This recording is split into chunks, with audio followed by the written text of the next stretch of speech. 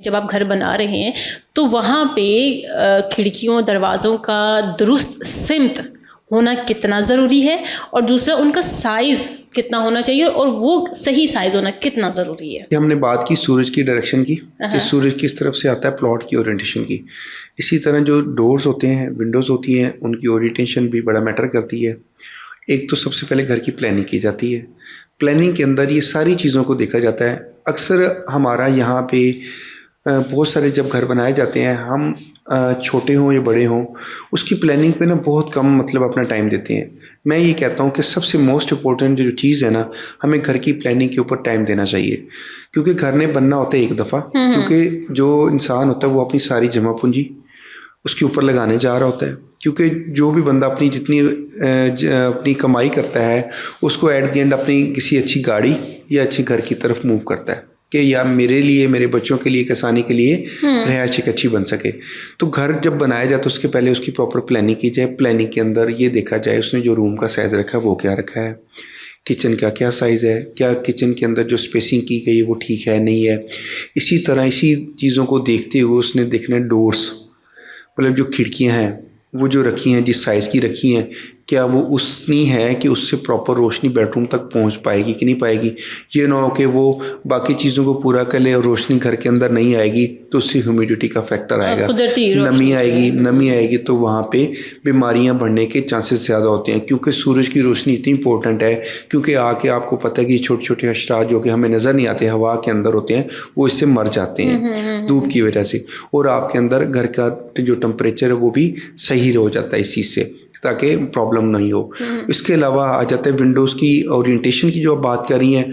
Orientation में देखना जाता है कि सूर्य किस डायरेक्शन से आ रहा है, उस ओरिएंटेशन को देखते हुए अपनी विंडोज़ रखनी चाहिए। घर के अंदर बाकी देखें जैसे कवर्स बनती हैं, चीज़ों की ओरिएंटेशन होती है, इसी तरह विंडो की ओरिएंटेशन का भी ठीक होना बहुत ज़रूरी है।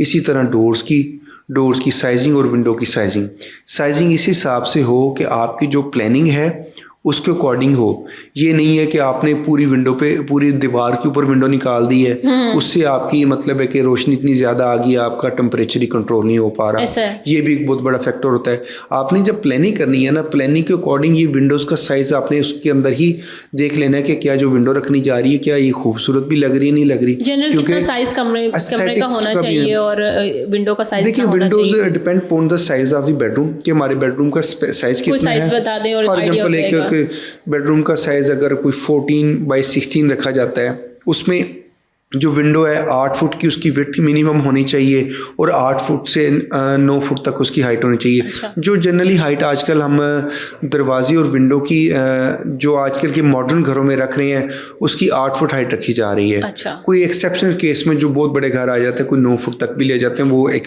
काफ़ी बड़े साइज़ की चली जाती है। लेकिन जनरली जो डोर्स की हाइट रखी जाती है जिससे घर एक थोड़ा सा बड़ा वाइड नज़र आता है, खुला खुला नज़र आता है, तो जो डोर और विंडो की हाइट कोशिश की जाए ही रखी जाए।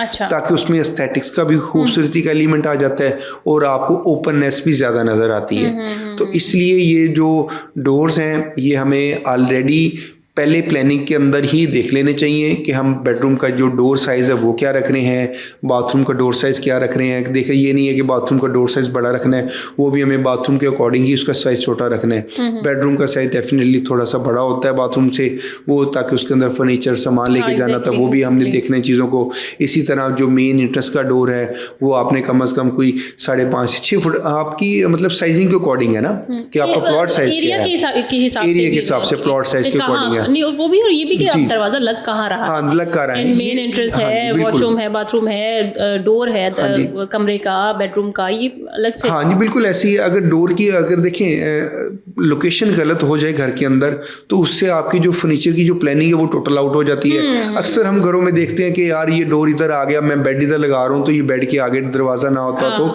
इसको इधर होना चाहिए था। इसलिए वो जो प्लानिंग है ना बहुत इंपॉर्टेंट है। हम लोगों को चाहिए कि हम घर शुरू करने से पहले अपना तकरीबन घर वालों के साथ, बीवी बच्चों के साथ बैठ के एक ऐसा वक्त निकालें जिसके बारे में सोच सके कि क्या बनने जा रहा है, ताकि अगर नहीं समझ आ पा रही तो एक एक्सपर्ट आप ओपिनियन लें, जो आर्किटेक्ट्स हैं उनके साथ बैठें, उनसे समझें, उनसे अगर फिर भी समझ नहीं आप उनसे 2D या 3D में एक ड्रा करवाएं, ताकि आपको प्रैक्टिकल समझ आ जाए। आजकल टेक्नोलॉजी का दौर है, इंटरनेट के ऊपर आप जाके आप मतलब एक आर्टिफिशियल इंटेलिजेंस है वो आपकी बहुत हेल्प आउट कर सकती है, जिसमें आप बता सकते हैं, लेकिन वो 100% मतलब उस तरह परफेक्शन में नहीं डिस्कशन की जा सकती, उसके साथ ये चीज़ें ली जाती जो एक आर्किटेक्ट्स के बैक से एक डिफरेंट पॉइंट ऑफ व्यू को आप जैसे डिस्कस कर सकते हैं अपना घर ये चाहिए हमें, वो चाहिए, ये आप अपनी रिक्वायरमेंट बताते हैं, उसके अकॉर्डिंग वो प्लान आउट करता है कौन सी दीवार कितने साइज की होनी चाहिए, वो एक प्रॉपर प्लानिंग का पार्ट होती है। तो मैं ये कहूँगा कि आपको घर बनाने से पहले आपको एक प्लानर की बहुत ज़रूरत होती है, जिसके बाद आप जिसको आप अपनी रिक्वायरमेंट बताएं, रिक्वायरमेंट के जब आप बताएंगे तो उस रिक्वायरमेंट के मुताबिक वो आपकी चीज़ों को ड्रॉ करेगा। फिर आपने देखना है जो उसने ड्रॉ किया है क्या उसकी लोकेशन ठीक है या नहीं है, कल को कोई मसला ना तो नहीं आएगा। अक्सर हम घरों में देखते हैं बहुत सारे लोग बगैर प्लानिंग के जब घर बना लेते हैं तो बनने के बाद उनका लाखों रुपए लग चुका होता है, तो वो जब लाखों रुपए लग जाता है तो उसके बाद उनको पता लगता है, जब वो मूव होते हैं, शिफ्ट होते हैं, उसके बाद उनको पता लगता है यहाँ तो ये चीज़ गलत बन चुकी है, जिसकी वजह से अब तो बहुत बड़ा मसला बन चुका है, ये तो नहीं होना चाहिए था। अब मजीद लाखों लगेंगे अगर हम चेंज फिर दोबारा से उसको पैसे लगाने हैं दोबारा ठीक करने के लिए, फिर उसको कॉम्प्रोमाइज़ भी करना है कई चीज़ों में। इसलिए मैं यही कहना चाहूँगा कि जितने भी देखने वाले हैं दोस्त भाई अहबाब जितने भी हैं, सब दोस्तों से यही कहूँगा कि वो अपनी प्रॉपर प्लानिंग करें, मोस्ट इम्पोर्टेंट। जैसे प्लॉट लेने से पहले लोकेशन है, इसी तरह घर शुरू करने से पहले प्लानिंग बहुत इंपॉर्टेंट है। इसी तरह घर का एलिवेशन है वो भी एक प्लानिंग का पार्ट है, क्योंकि घर का फ्रंट खूबसूरत आना भी बहुत ज़रूरी है। जिस तरह नज़र वहाँ पड़ती है कि वहाँ से फर्स्ट एक्सप्रेशन मतलब जो आपका इंप्रेशन बन जाता है, तो जिससे चीज़ें नज़र आती हैं। Thank you.